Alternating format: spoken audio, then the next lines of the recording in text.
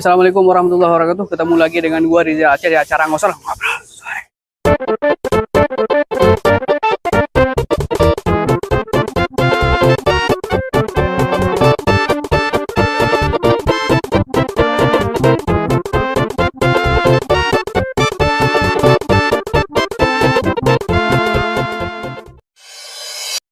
Mas Kesen, Siap. gimana kabarnya? Sehat ya? Alhamdulillah sehat, Mas Sehat, Rijal. sehat ya? Sehat banget. Perdana nih ke Perdana kita. Ya, keluar Kelapa Nunggal nih perdana nih. Perdana keluar Kelapa Nunggal. Keluar Kelapa Nunggal. Biasanya main daerah PK6 Kelapa Nunggal. Iya. PK7 Kelapa Nunggal. Bener. PK5 Kelapa Nunggal. Kelapa Ini Nunggal. kita mah out of the box nih Keren. ya. Kita ke Bekasi sekarang nih. Melebarkan sayap. Melebarkan sayap, memperlebar jaringan juga. Jaringan juga. Jaringan juga. Mas Kesen ini salah satu orang terpenting kalau teman-teman mau akad nih. Kalau nggak ada Mas Kesen, akad batal.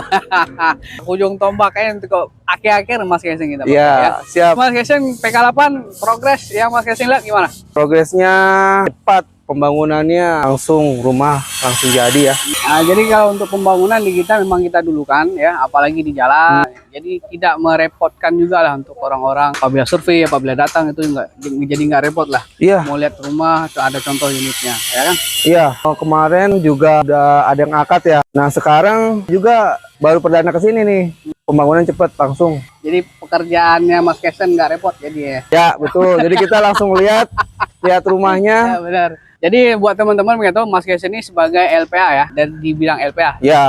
LPA itu kepanjangan laporan Pemeriksaan akhir. Jadi ini saya jelaskan terkait ini Mas Ijal. LPA itu kita melihat harga rumah di sini, harga perumahan Pesona Kahuripan berapa sih harganya? Nanti kita lihat dari sisi harganya, harga jual rumah ya, Harga Mas jual. Rijal. Terus legalitas IMB dan sertifikatnya seperti apa. Nah, terus yang kedua itu tadi ya legalitas IMB dan sertifikat. Yang ketiga kita cek prasarana, sarana umum, cek fisik, cek air, cek listrik, Semua itu berarti cek ya. semua. Kalau nggak salah satu aja nggak ada, berarti Tidak diperbolehkan. ditunda. Ditunda akadnya. akadnya, ya. Jadi kalau untuk LPA pengecekan akhir nih, Ya. Tadi kan Mas Kesen bilang ngeliat harga rumah ya. Harga rumah, Mas Rijal. Di tempat yang sama, ini kan rumah subsidi, kita bicara rumah subsidi. Rumah subsidi, oke. Kalau rumah subsidi ini kan apa namanya udah Bodetabek harganya pasti sama. Harga sama. Berarti itu nggak mempengaruhi walaupun nanti harga tanah di satu tempat itu jadi contoh semeter 2 juta. Meter 2 juta, Terus iya. ada lagi di tempat lain semeter harganya 1 juta. 1 juta. Itu rumah subsidi itu bisa di-up nggak sih harganya lagi? Nah, kalau harga jual memang mentok Mas Rijal. Nah, mungkin antara perumahan ini dengan perumahan lain kan pasti berbeda ya. Terkait dengan pengolahan tanahnya, terkait dengan tanah mungkin berbeda-beda. Mungkin bangunan juga berbeda-beda. Cuman pemerintah kan sudah mematok harga 181 juta ya untuk saat ini. Untuk saat ini ya. Maka mau nggak mau ya developer harus mengikuti. Harga yang tertinggi. Harga yang tertinggi, harga yang sesuai, 181. seperti itu. Menyesuaikan ya. Itu untuk harga rumah subsidi. Rumah subsidi. Tapi kan ada juga developer kayak Pesona Kahuripan lah. Pesona Kahuripan ini kan bukan cuma subsidi, ada juga komersial. Komersil. Komersial ini ya yang dinilai lingkungan tempatnya dulu untuk appraisalnya. Iya. Apakah yang dinilai ini untuk lingkungannya dulu? Apakah untuk jalan yang banyak transportasi umum lah? Oke. Dinilai dari segi apa ini? Kalau Saya untuk yang jelasin Mas komersial? Rijal. Untuk komersil ya. Yang pertama kita lihat dari bangunannya dulu. Luas. Luas bangunan pasti. Luas bangunan. Kita bisa lihat kan. Contohnya ini nih, Yep. Mas. Tuh, kita bisa lihat tuh. Ah. Yang mana rumah subsidi, yang mana rumah komersil. Yep. Dari bentuk bangunan pun udah berbeda, luas bangunan berbeda, spesifikasi bangunannya berbeda ya, dari bahan-bahannya udah berbeda. Jadi otomatis dari segi bangunan aja harganya melebihi dari harga rumah subsidi. Jadi otomatis tidak bisa dikatakan rumah subsidi ya untuk harga 181 nggak masuk ya, Mas Rijal, seperti itu. Itu dari segi bangunan aja. Lalu dari segi tanah, harga tanahnya memang posisinya berada di hook ya. Banyak orang pengen rumahnya ada di hook ya. Jadi semakin banyak orang pengen, harga jualnya pun karena ini terbatas, tanahnya hanya di sini aja, tapi mungkin orang yang minat banyak, otomatis banyak ya Mas ya. Ya. Jadi Tinggi.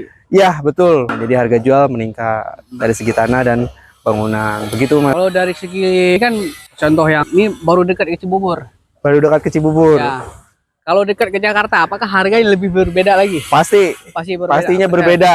Dekat ke Jakarta, fasilitas pun berbeda ya. Yang namanya mendekati ibu kota, pasti transportasinya semakin lengkap dong.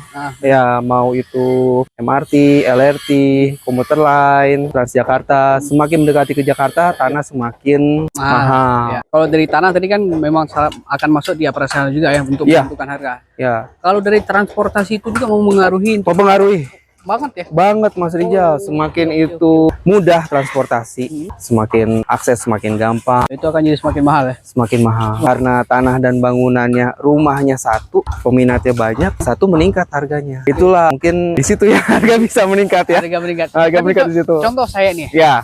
Ini kalau kita bicara ada developer, jadi rumahnya banyak. Ya kan?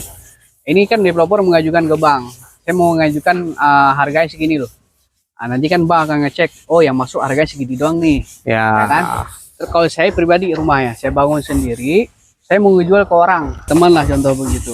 Apakah nilai appraisal itu juga mempengaruhi untuk yang pribadi dan untuk yang developer, apa sama aja? Rumah pribadi Mas Rijal mempengaruhi, dicek LPH-nya. Oh dicek juga? Dicek juga, appraisalnya dicek juga Mas Rijal. Kita cek, kalau misalnya Mas Rijal menjual di harga lebih tinggi dari harga pasar, otomatis kelebihan dari harga pasar tersebut menjadi beban atau biaya dari calon debitur.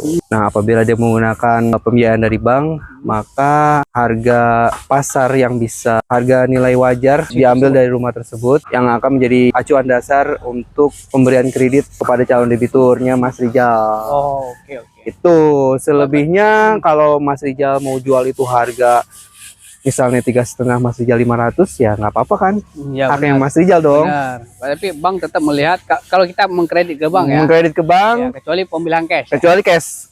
Itu Terserah. terserah. Bebas. Mau 10M juga kita jual. Terserah. Ya, milik Mas Rijal itu. Berarti buat teman-teman yang nanti yang ada rumah pribadi jualkan ke bank, lihat harga itu bukan dari kemauannya kita, tapi kita harus pengajuan dulu ke bank. Nanti bank yang menentukan harga nilai jual rumah itu berapa. Dari segi penjagaan nanti tempatnya, terus lingkungannya gimana, transportasi umumnya gimana. Ini pengaruh banget nih tiga ini ya.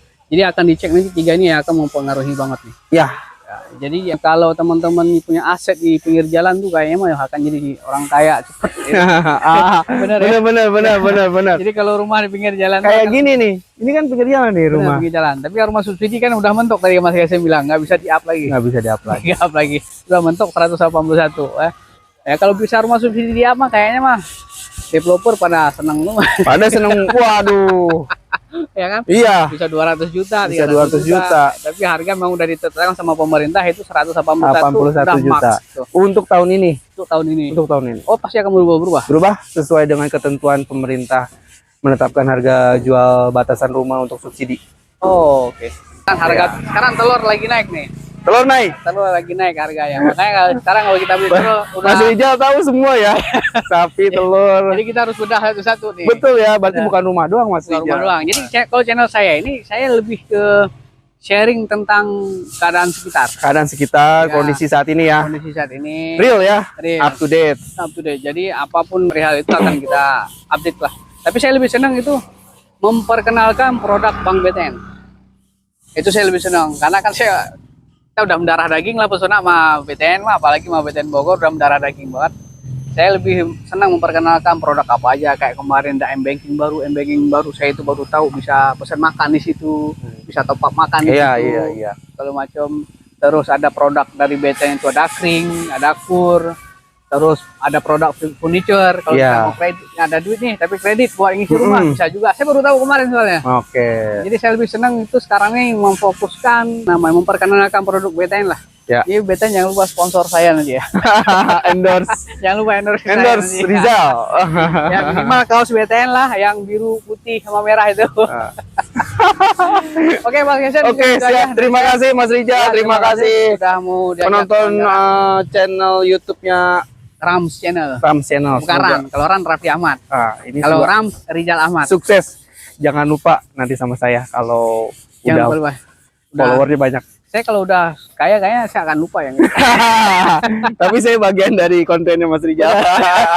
siap siap siap. Siap, siap, Oke, siap, siap. Sampai ketemu lagi di acara gua nantinya, di acara ngobrol sore. Akan kita bahas lagi perihal produk PTN ada apa aja sih? Apa yang dikerjakan sama PTN? Hal apa aja? Dari LPA udah kita bedah nih. Nanti kita akan masuk ke pemberkasan di Bank BTN. Kita akan ngobrol sama orang berkasnya.